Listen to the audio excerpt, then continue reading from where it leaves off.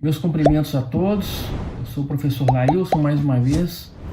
Estou aqui para falar com vocês depois de uma longa ausência. Eu estava fora em viagens, mas eu tenho que interromper o ciclo do que eu estava falando para falar de outro assunto que parece que está palpitando aí, que as pessoas estão me perguntando, que é sobre a questão das urnas eletrônicas. Eu nunca achei que eu precisasse falar sobre isso, porque eu não imaginei, né? Também como nunca imaginei também que tivesse que falar para alguém que a Terra é redonda. Mas vamos lá.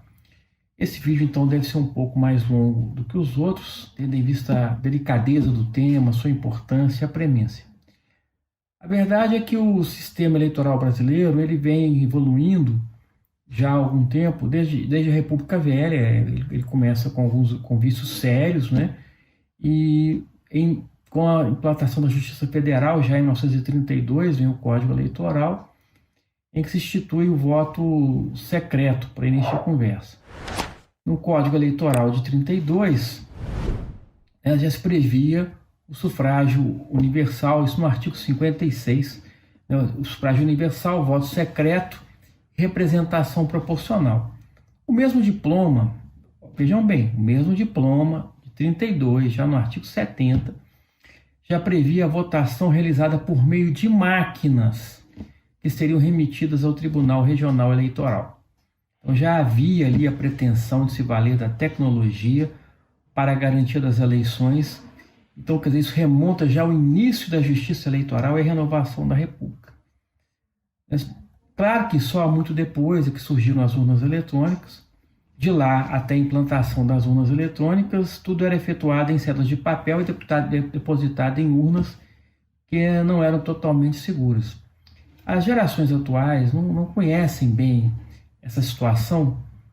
Eu que comecei trabalhando na Justiça Eleitoral como mesário, fui juiz eleitoral, cheguei a trabalhar por muito tempo com essas urnas, com esse voto que eles chamam hoje de voto de papel, e eu posso garantir aos senhores, senhoras que estão assistindo, né, meus amigos, que eram utilizados vários sistemas, vários meios para violar a lisura das eleições. Desde o sumiço de urnas, não era o mais comum, mas é o que chamava mais atenção, porque some uma urna inteira, né? Bem como a falsificação de cédulas, marcas imperceptíveis ou quase imperceptíveis nas células para identificar o voto, né? A diferença, às vezes, entre o número de votos e as cédulas existentes depositadas nas urnas, quer dizer, havia uma diferença entre a assinatura dos votantes e o número de cédulas. E isso tudo chegou ao fim com as urnas eletrônicas. Esse período que eu não vou detalhar muito, mas que a gente levava uma semana, 15 dias às vezes, para fazer a apuração de uma eleição. Você tinha que ficar vigiando para alguém não sumir com uma urna, ou com um voto, ou com uma cédula, né? Porque às vezes no interior, numa cidade, numa pequena localidade, 5, 6 votos fazem uma diferença muito grande. Então você tem que ficar de olho. Negócio complicadíssimo, né? E as pessoas querem interferir, querem pressionar o escrutinador, né? Que faz a contagem de votos. Você tem que ficar ali o tempo todo. São dias e dias, né? Tentativas de invasão do local de votação, tudo isso a gente já enfrentou. Com a urna eletrônica finalizou-se essa era, esse período. E não se fala mais em violação de urnas, em fraude de eleições desde então. Antes de mais nada, antes de falar sobre voto eletrônico, sobre urna eletrônica, eu quero ressaltar falar sobre o conceito de documento. O conceito que eu vou empregar aqui é aquele que documento é materialização de um fato, declaração ou direito. Então, você pode declarar sua vontade por meio eletrônico, como são feitos várias vezes. Os documentos já foram lançados, já foram feitos em pedras, em pele de animais, tábua, papiro, papéis, e agora por computador, por meio eletrônico. Não há nada demais nisso. Você declara um direito, declara um fato por vias que estão à disposição. Hoje o documento é um documento eletrônico. E não adianta falar que não serve, porque serve para fazer depósitos, serve para transferir dinheiro, serve para transferir direitos de ações, serve para emitir visto para viajantes, serve para processos judiciais e administrativos, serve para licitações, processos de alienação e aquisição de bens e serviços pela administração pública.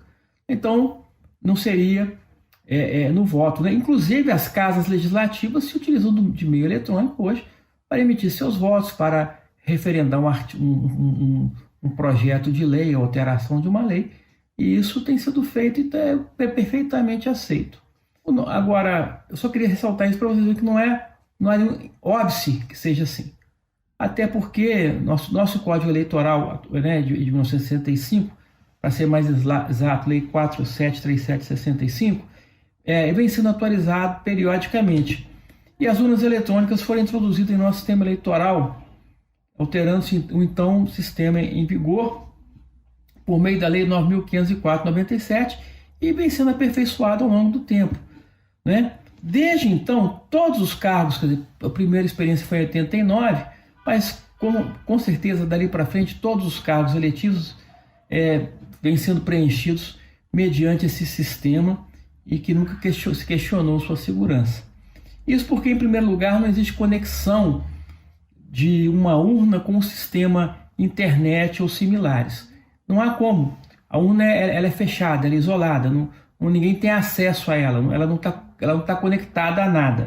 A urna é um sistema computacional sem possibilidade de acesso, ele é fechado. Elas são lacradas na presença dos magistrados, dos tribunais superiores, dos membros do Ministério Público, fiscais de partido, demais órgãos da sociedade civil, né, e são encaminhadas aos locais de votação, onde seu lacre, no momento exato, ele é quebrado para iniciar a votação, também na presença de autoridades, sobretudo fiscais de partido e membros de mesa receptora. Emite-se uma zerésima, quer dizer, emite-se para verificar que não há nenhum voto depositado ali dentro, então realmente ela está isenta de qualquer risco. Então faz isso para se demonstrar essa ausência de qualquer elemento estranho dentro da urna, como um voto já previamente colocado, e nunca se verificou que isso tivesse ocorrido. Iniciada a votação, por exemplo, já não existe mais aquela possibilidade de disparidade entre a assinatura da mesa receptora e o voto. Por quê? A operação só se conclui com o voto efetivado, ainda que nulo ou branco. Por quê? Porque o sujeito chega lá, ele assina. Quando ele vai para a cabine, enquanto não acionado lá o voto, o presidente da mesa, que o mesário, não libera. Ele não libera para ele sair porque o voto não se concluiu. E se isso acontecesse, ficaria travada a urna não teria como continuar a votação. Então, isso é outra coisa que nós precisamos ficar bem claro. Encerrada a votação ocorreu normal e tudo, faz-se o mesmo processo de lacração, né, da urna, das urnas, e essas são encaminhadas para o local de apuração, né, quando se faz novamente a mesma checagem e operação de quebra do lacre, pedindo-se boletim de urna e encaminhando os resultados para os tribunais regionais e para o TSE. Fixa-se a cópia do boletim na porta das sessões de apuração. Então não existe a menor possibilidade de o hacker acessar a urna, de alguém influenciar, de alguém tentar alterar isso. Isso não tem nenhuma base técnica, científica ou lógica. Então eu acredito que não existe qualquer possibilidade de um ataque à urna nesse sentido.